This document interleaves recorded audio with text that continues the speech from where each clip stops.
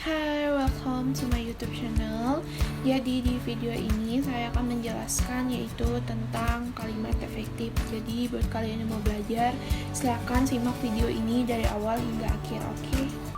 Nah, jadi pertama-tama saya akan menjelaskan yaitu pengertian dari kalimat efektif. Nah, dan tahu nggak pengertian dari kalimat efektif itu apa? Jadi pengertian dari kalimat efektif itu adalah kalimat efektif ialah kalimat yang memiliki kemampuan untuk menimbulkan kembali gagasan-gagasan pada pikiran pendengar atau pembaca, seperti gagasan yang ada pada pikiran pembicara atau penulis. Nah, kalimat dikatakan efektif apabila berhasil menyampaikan pesan, gagasan, perasaan maupun pemberitahuan sesuai dengan maksud si pembicara atau penulis. Nah, jadi kalimat efektif adalah kalimat yang terdiri atas kata-kata yang mempunyai unsur SPOK atau kalimat yang mempunyai ide atau gagasan pembicara atau penulis. Nah, selanjutnya yaitu tentang ciri-ciri kalimat efektif. Nah, jadi ciri-ciri kalimat efektif itu yang pertama yaitu memiliki unsur penting atau pokok, minimal unsur SP.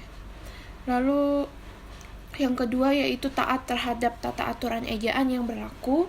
Lalu yang ketiga menggunakan diksi yang tepat. Lalu yang keempat menggunakan kepadanan antara struktur bahasa dan jalan pikiran yang logis dan sistematis. Lalu yang kelima menggunakan kesejajaran bentuk bahasa yang dipakai. Lalu yang keenam melakukan penekanan ide pokok. Yang ketujuh mengacu pada kehematan penggunaan kata. Lalu yang kedelapan menggunakan variasi struktur. Nah, jadi itu ciri-ciri dari kalimat efektif. Selanjutnya yaitu penggunaan kalimat efektif. Nah, biasanya digunakan pada tulisan seperti makalah, deskripsi, tesis, disertasi, laporan penelitian, dan sebagainya. Jadi kalimat efektif berbeda dengan kalimat yang dipakai oleh para sastrawan atau wartawan.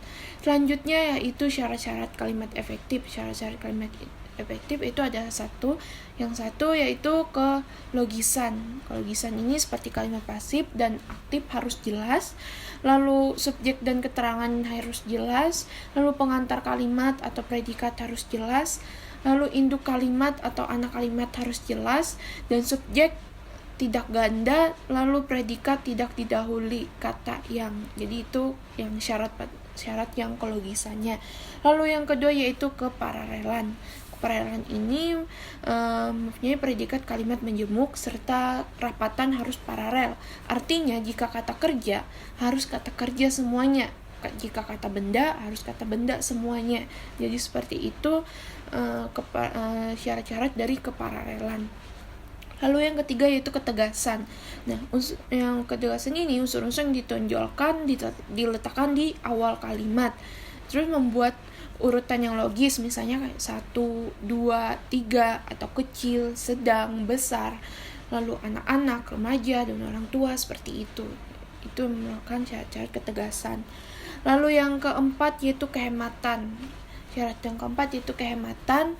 Kehematan adalah penggunaan kata-kata secara hemat tetapi tidak mengurangi makna atau mengubah informasi. Lalu syarat yang kelima yaitu ketepatan. Ketepatan ialah pemakaian diksi atau pilihan kata harus tepat. Lalu yang keenam yaitu kecermatan. Cermat ialah kalimat yang dihasilkan tidak menimbulkan tafsir ganda dan harus tepat diksinya. Soal prinsip kecermatan berarti cermat dan tepat menggunakan diksi. Agar tercapai kecermatan dan ketepatan diksi harus memperhatikan pernyataan berikut. Lalu 7 syarat kepaduan. Kepaduan ialah informasi yang disampaikan itu tidak terpecah-pecah. Lalu yang ke-8 kesejajaran. Kesejajaran adalah penggunaan bentuk-bentuk yang sama pada kata-kata yang paralel agar kalimat terlihat rapi dan bermakna sama, dan kesejajaran dalam kalimat diperlukan. Lalu ke-9 yaitu keharmonisan. Nah, keharmonisan kalimat artinya setiap kalimat yang kita buat harus harmonis antara pola berpikir atau struktur bahasanya. Lalu yang materi yang kedua yaitu tentang penerapan kalimat efektif. Yang pertama, kalimat efektif dan penerapan EYD. Nah, EYD merupakan kaidah yang berisi aturan tata tulis bahasa Indonesia yang harus diikuti dalam penulisan, kecuali pertimbangan khusus seperti masalah hukum, lalu nama diri atau pribadi, lalu keilmuan, misalnya ilmuwan kayak Soekarno, terus Universitas Pajajaran. Nah, itu penulisan pengecualiannya. Lalu yang kedua yaitu kalimat efektif dan pilihan kata atau diksi. Nah, diksi adalah pemilihan dan penempatan kata ketika seseorang sedang berbahasa. Kata-kata yang digunakan dalam tulisan dipilih untuk menyampaikan informasi, dan kata bersinonim ialah kata yang berbentuk berbeda namun maknanya serupa. Dalam membangun kalimat efektif harus digunakan kata yang tepat.